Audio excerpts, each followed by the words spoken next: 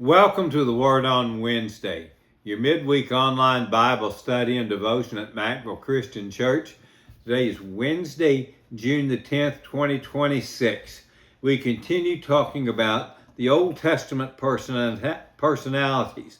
We're going to be talking about the transition from Moses to Joshua here in just a few minutes. But I'm going to tell you, I can't get enough of some of these Old Testament personalities that we've been talking about this year.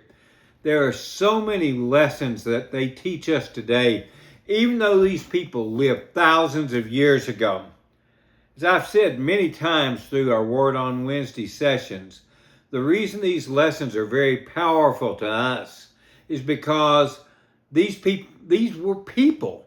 They were people just like you and me. Sure, some of them had special interactions with God that you and I could never expect. But they were still people. They experienced joy and pain. They experienced happiness and sorrow. They went through success and failure.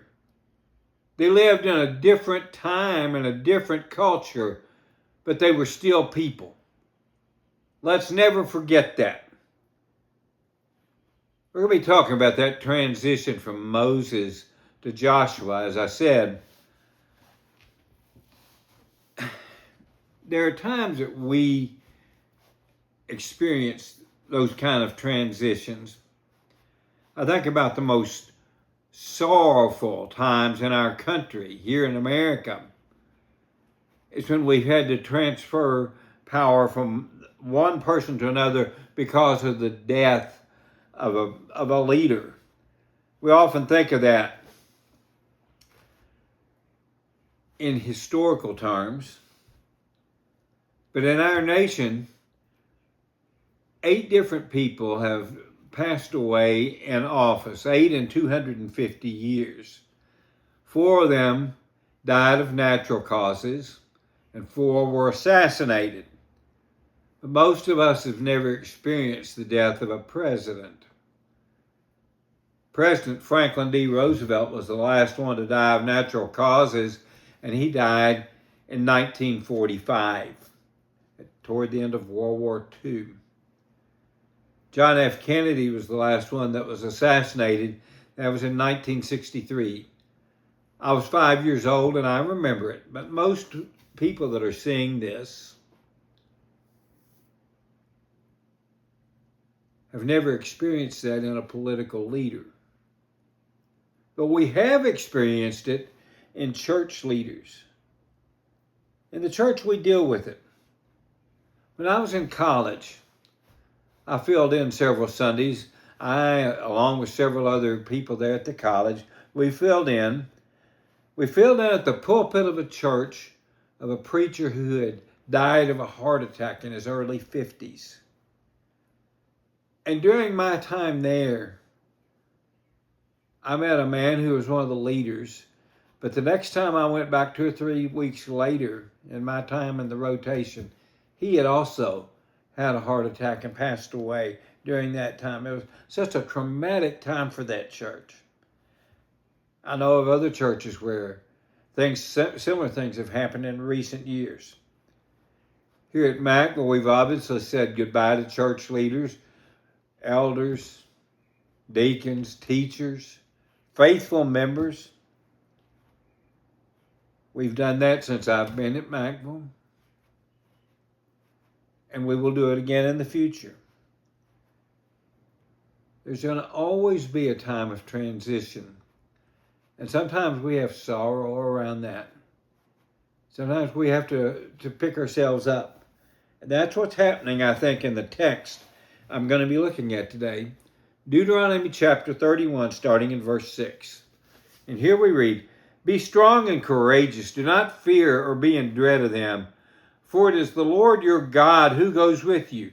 He will not leave you or forsake you." Then Moses summoned Joshua and said to him in the sight of all Israel, "Be strong and courageous, for you shall go with this people into the land that the Lord has sworn to their fathers to give them, and you shall put them in possession of it. It is the Lord who goes before you. He will be with you. He will not leave or forsake you. Do not fear or be dismayed. See, God had taken the Israelites close to the promised land.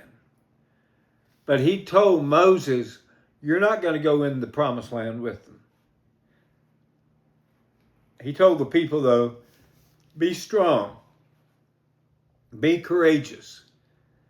And then Moses looked at Joshua and he said, you be strong, you be courageous. Why? Why was there two charges to do that? Why was it? Because they were the same? It was because their confidence would have to come from the fact that God was with them. And I think it's significant that Moses gave that charge to Joshua in front of all the people. It reminded the people that Joshua was being raised into that ultimate leadership spot in Israel with God's approval. Be strong and courageous. Why? Because it is the Lord who goes before you. He will be with you. He will not leave you or forsake you. Do not fear or be dismayed. In other words, be strong and courageous, Joshua. God's got your back. I think God's saying that to us every day of our lives. Be strong and courageous. I've got your back. As a minister, I've often failed at this. There's been times I was timid because maybe I was thinking more about the approval of men than being a warrior for Jesus Christ. But folks, I need to remember God has my back if I'm doing His will. You need to remember God has your back if you're doing His will. That's what He told Joshua. And that principle should govern our lives today. I want you to skip down to Deuteronomy 31, 14 and 15. And the Lord said to Moses, behold, the days approach when you must die. Call Joshua and present yourselves in the tent of meeting that I may commission him. And Moses and Joshua went and presented themselves in the tent of meeting. And the Lord appeared in the tent in a pillar of a cloud. And the pillar of cloud stood over the entrance of the tent. God had instructed Moses to call Joshua to the tent, and there he'd be commissioned the leader. According to the timeline provided in the Bible, Joshua was about 80 years old at this time. But God still was with him. And in verse 15, we're told, the Lord appeared to the tent in a pillar of cloud, and the pillar of cloud stood over the entrance to the tent. In other words, God was with Moses and Joshua during this transition. Moses was turning things over to Joshua, and God was with Joshua. The people needed to know that. Joshua needed to know that. We need to know that for ourselves as well. In verses 16 through 23, God told Moses of all the troubles that they would face because the people would fail. They would fall away from God. And that was their own doing. But look at chapter 31 and verse 16. Behold, you are about to lie down with your fathers. Then this people will rise in horror after the foreign gods among them in the land that they are entering, and they will forsake me and break my covenant that I have made with you. That's such a bleak picture. But through it all, Joshua was told to be strong and courageous because God would have his back. And in verse 23, God commissioned Joshua and said, be strong and courageous, for you shall bring the people of Israel into the land that I swore to give them. I will be with you. That should be us. We live in a world today that's thirsting for God, but doesn't really know it. At the same time, it seems hostile to him.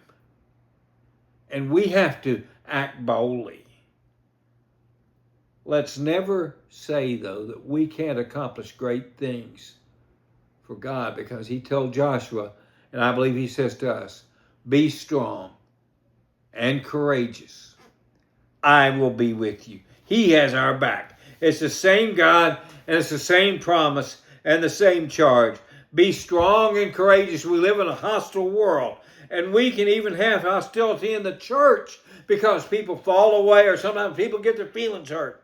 But through it all, stand for the Lord. Be strong and courageous because God has got your back. Folks, I love you very much. I'll see you Sunday at Macville. See you for worship at 10:30 as we continue talking about the book of Ezra chapter 2. See you then. Take care.